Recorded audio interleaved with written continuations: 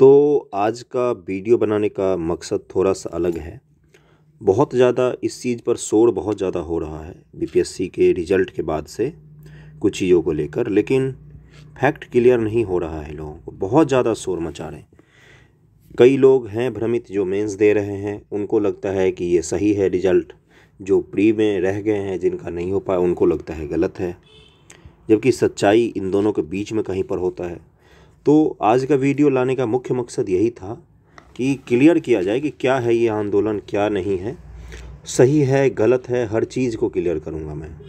Okay, और अंत तक देखना है वीडियो को। ये भी बताऊँगा मैं कि फिर से रिजल्ट जारी होने की संभावना कितनी है। हर चीज़ पर बात करेंगे। ओके, तो बीपीएससी का जो रिज़ल्ट जारी हुआ है उसके बाद से ही इतना हाई कट ऑफ कभी नहीं गया था। 113 मार्क्स गया था। कल कुछ लोग गए थे पटना में, वहाँ पर 100 और ये पहले मैं ये दिखा देता हूँ, फिर उस पर चलेंगे। कुछ बच्चे ये ट्विटर पे बहुत ज़्यादा ये ट्रेंड कर रहा था। ये ट्वीट था जिसमें बोल रहे हैं कि एक नया पेन दिया गया जिनका सेटिंग हुआ था। पायलट का पेन आता है।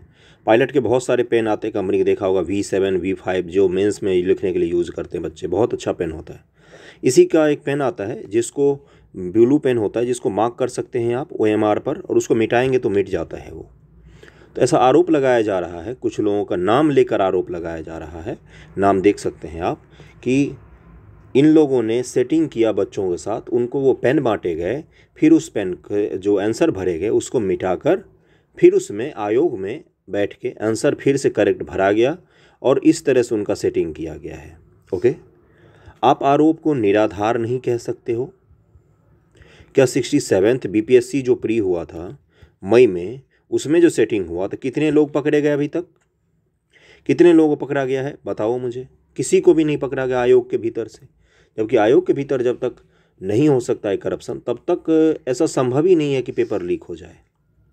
ओके, तो हम एक एक मुद्दे को क्लियर करेंगे। तो इसलिए ये बोलना कि करप्शन नहीं हुआ है, ये सिरे से खारिज करना गलत है। कल ग्रुप में कुछ लोग बोल रहे थे, जब मैंने बोला कि जो लोग भी पटना में हैं जाएं, समर्थन कीजिए, वहाँ पर कुछ लोगों ने बोला कि जो लोग योग्य हैं उन्हीं का सिलेक्शन हुआ है पीटी में, जो योग्य नहीं है उनका सिलेक्शन नहीं हुआ है। योग्यता का मतलब क्या होता है? 113 मार्क्स, 108 जिनके आए हैं या 107 आए हैं या जिनके 105 आए हैं, क्या वो योग्य नहीं है? आप उनसे 6-7 क्वेश्चन सही करके योग्य हो गए हैं, बाकी वो योग्य नहीं है क्या? नहीं, यहाँ पर आप गलत हैं। योग्यता का पैमाना ऐसा नहीं होता है। 90 से ज़्यादा नंबर जिनके भी हैं बीपीएससी में ना, सब अच्छे कैंडिडेट होते हैं, कोई बुरा नहीं होता है। पहली बात तो ये क्लियर होना चाहिए। और सबको अधिकार है अपनी बातें रखने का। अगर किसी का लगता है कि 9-10 क्वेश्चन के आंसर गलत दिए गए हैं, फाइनल में मैच करने के बाद उनके जो नंबर हैं वो अलग आ रहे हैं फाइनल वाले आंसर की से मैच करने के बाद, तो उनको पूरा हक है कि वो अपनी आवाज़ उठाएं। और आप जो मेंस दे रहे हैं, पहले तो मैं उनको कॉन्ग्रेचुलेसन देता हूं जो लोग मेंस दे रहे हैं। आपको ऐसा नहीं लगना चाहिए कि भ्रष्टाचार है तो सिर्फ प्री में ही होगा। हो सकता है कल मेंस का रिजल्ट आए तब आपको पछताना पड़े कि काश हम प्री के समय सपोर्ट कर देते भ्रष्टाचार के खिलाफ में। इसलिए ये ज़रूरी है कि सबको एक साथ बोलना चाहिए। डिवाइड एंड रूल बहुत ही सिंपल और बहुत पुराना फार्मूला है जो हर कोई खेलता है, आयोग से लेकर सरकार तक। कुछ बच्चों का रिजल्ट दे दो जिससे कुछ बच्चे विरोध करेंगे आंदोलन का, कुछ बच्चे सपोर्ट करेंगे। इसी को डिवाइड एंड रूल कहा जाता है। बीपीएससी यही कर रही है आपके साथ। ओके, 113 जो गया है कट ऑफ, उस पर क्यों सवाल उठा रहे हैं पहले मैं वो बोलूँगा। कल जो लोग मिलने गए थे उन्होंने कौन कौन से पॉइंट अध्यक्ष के सामने रखे हैं, और बीपीएससी के अध्यक्ष ने स्वीकार किया है कि कुछ खामियां हैं रिजल्ट में। इसलिए आप सिरे से नहीं नकार सकते हैं कि जो लोग आंदोलन कर रहे हैं वो गलत हैं। ओके, कौन कौन से पॉइंट्स रखे हैं उन लोगों ने? सबसे पहले उन्होंने ये रखा है कि फाइनल जो आंसर की है उससे मैच करने के बाद और जो हमारा मार्क्स आया है मार्कशीट में, उन दोनों में काफ़ी अंतर है। बिल्कुल वैलिड पॉइंट है। 10वीं स्टूडेंट के मेरे पास आ चुके हैं मैसेज जिसमें वो बता रहे हैं कि फाइनल से मैच करने के बाद और जो मार्कशीट आया है उन दोनों में काफ़ी अंतर है। इतना का अंतर है जितने में हम रिजेक्ट हो गए हैं, इतने का ही अंतर है। फाइनल में उनके अगर 108 आ रहे थे, 109 आ रहे थे, तो अब उनके 101 आ रहे हैं, 102 आ रहे हैं। वो तो रिजेक्ट हो गए हैं, ओबीसी ईबीसी या ईडब्ल्यूएस कैटेगरी से जो थे। 114 नंबर आ रहे थे फाइनल मार्कशीट से, लेकिन मार्कशीट में उनके कम दे दिए गए हैं। जो फाइनल आंसर की था उससे 114 नंबर तक आ रहे थे। तो ये एक बड़ा मुद्दा था जिसको लेकर वो लोग गए थे। पहला मुद्दा यही था कि नंबर जो है उसमें अंतर आ रहा है। दूसरा था कि 9 सवाल उन्होंने बोला है, मैंने सवाल बार बार सर्च किया, बहुत जगह पूछा भी मैंने, सवाल नहीं क्लियर हो रहा है, लेकिन 9 सवाल के गलत आंसर दिए गए हैं, जिसमें एक तो मैं ही बता दूंगा जो विलियम बेंटिक था उसके द्वारा सुधार जो किया गया है, उसमें वो आंसर इन्होंने फाइनल वाले आंसर की में गलत दिया है। दास प्रथा की शुरुआत उसने नहीं की थी, वो बाद में हुआ है और उसका आंसर गलत है। तो 9 सवाल ऐसे इन्होंने आयोग के अध्यक्ष को गिनाए हैं, जिस पर आयोग के अध्यक्ष ने पॉजिटिव रिस्पॉन्स दिया है। उन्होंने बताया है कि हम आज ही, यानी कि आज ही एक्सपर्ट की बैठक हुई होगी, उसके आधार पर तय करेंगे कि इसका आंसर अगर बदला जा सकता है तो हम बदलेंगे। ध्यान रखना, जब भी आंसर बदलेगा यानी कि नया कट ऑफ जारी होगा, नया कट ऑफ जारी होगा। कुछ बच्चों को शायद हटाया जा सकता है या कुछ बच्चों को ऐड किया जा सकता है। हटाया नहीं भी जा सकता है तो ऐड जरूर किया जाएगा। जो वहाँ पर गए थे छात्र वगैरह मिलने के लिए, उन्होंने बोला कि हटाने की बात आप मत कीजिए, हटाने से वो बच्चे भी फिर कोर्ट में जाएंगे कि हमें क्यों हटा दिया गया पहले लिस्ट में जब हमारा नाम था, तो इसलिए ये केस फंस सकता है। तो इसलिए उन्होंने बोला कि हटाने की जगह ये होगा कि जितने क्वेश्चन गलत होते हैं उतने क्वेश्चन को हटाकर फिर से कट ऑफ जारी किया जाए और भी बच्चों को शामिल किया जाए। हटाने की बात पर जोर नहीं दिया गया, शामिल करने की बात पर जोर दिया गया है। एक एक चीज़ को क्लियर करना है। ओके। तीसरा उन्होंने बताया कि पीडीएफ से छेड़छाड़ हुई है। पीडीएफ संपूर्ण रूप से प्रमाणिक नहीं मान रहे हैं, बहुत सारे लोग बोल रहे हैं गलतियां हैं, सीरियल वाइज बहुत सारे बच्चे पास हैं, कोई भी नहीं बोल रहा है कि वो सब चोर हैं जो पास हुए हैं, बहुत अच्छे स्टूडेंट हैं जो भी पास हुए हैं, बहुत हाई गया कट ऑफ इस बार तो, लेकिन सवाल उठाया जा रहा है और इस पर बीपीएससी का रिस्पॉन्स भी पॉजिटिव है, वो मान रहे हैं कि हो सकता है हमसे गलतियाँ हुई हो। अगला क्या उन्होंने बोला, मेंस देने वालों के लिए भी एक खुशखबरी है, क्योंकि उन्होंने ये भी बोला कि 67th मेंस का एग्जामिनेशन का डेट जो है वो भी आगे बढ़ाना चाहिए। इतनी जल्दबाजी में आप मेंस नहीं ले सकते हैं, और बीच में जो ये सब चीज़ें शुरू हुई है इसके कारण भी बच्चों का मन जो है वो डाइवर्ट होता है, पढ़ाई लिखाई से थोड़ा सा दूर जाता है इस आंदोलन के कारण में, अलग अलग चीज़ों के कारण में। एक एग्जाम्पल मैं देता हूँ, उत्तराखंड पीसीएस का एग्ज़ाम हुआ था 3 अप्रैल को, ध्यान से सुनना, इसका 26 मई के आसपास रिजल्ट आया है।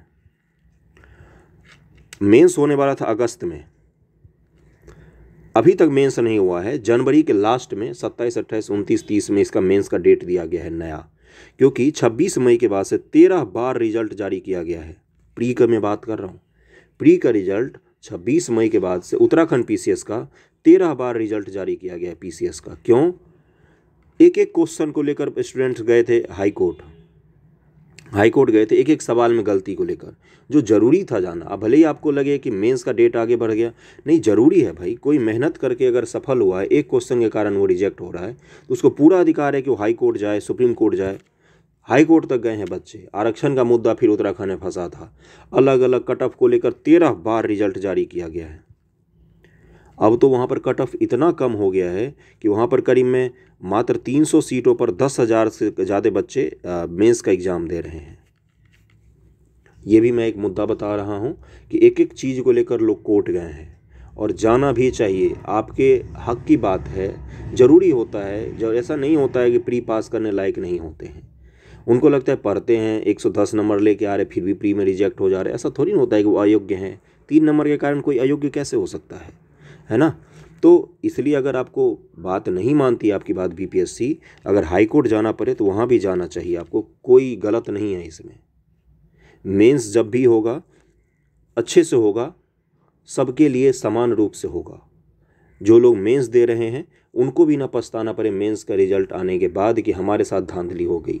तब तो आप आवाज़ भी नहीं उठा सकते, क्योंकि तब तो आप 11,000 स्टूडेंट होंगे, अभी आप 5 लाख स्टूडेंट हैं। ओके, इसलिए ये चीज़ ज़रूरी था।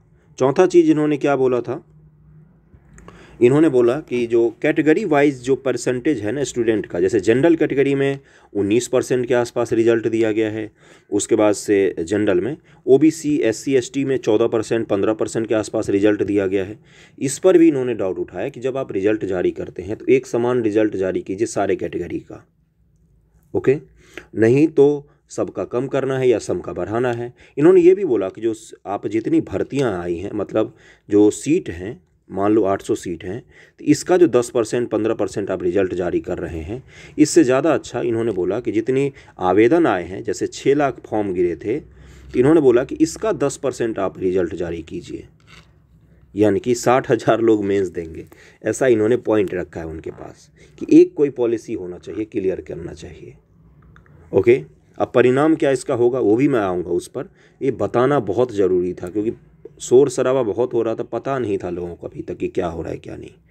तो ये मुख्य मुद्दे थे जिसको लेकर कल गए थे। अब इसका परिणाम क्या हो सकता है? पहला तो यही हो सकता है कि कट ऑफ कम हो जाएगा आपका। हो सकता है कि कट ऑफ को कम किया जाए, 5 नंबर 10 नंबर जितने सवाल गलत हैं, अगर उतने सवाल को हटाया जाता है, बोनस नहीं मांगना है कि सबको उतना दे दो, फिर तो जो 113 वाले हैं उनको भी उस 9 नंबर में बेनिफिट मिल सकता है, 110 वाले को भी मिल सकता है, फिर तो कट ऑफ हाई ही रहेगा। उन सवाल को या तो हटाना है ना, या फिर कट ऑफ कम करके जारी करना पड़ेगा आपको। दो में से एक ही चीज़ हो सकता है।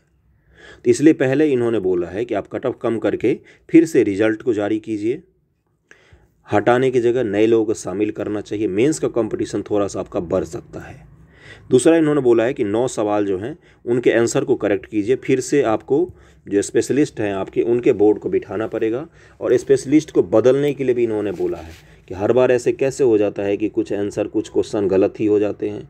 बीपीएससी आज तक 150 क्वेश्चन करना नहीं सीख पाई क्या? सेट करना 150 क्वेश्चन तो छोटा मोटा कोचिंग वाला भी सेट कर सकता है, बीपीएससी नहीं सीख पाई।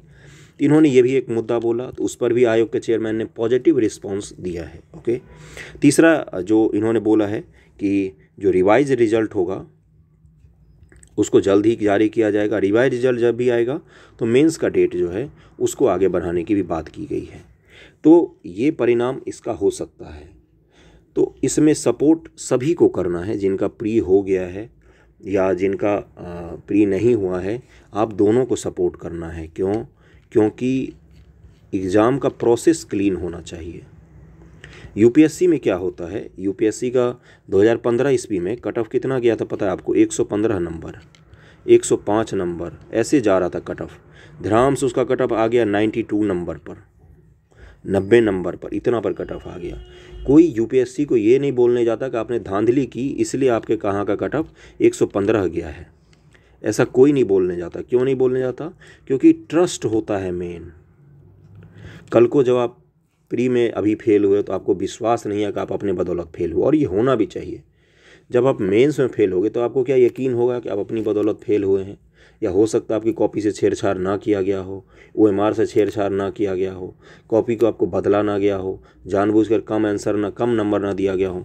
64वीं बीपीएससी के 100 से ज़्यादा कॉपी पर हाई कोर्ट ने बोला था कि दिखाने के लिए, जमा करने के लिए, अभी तक बीपीएससी ने जमा नहीं किया है।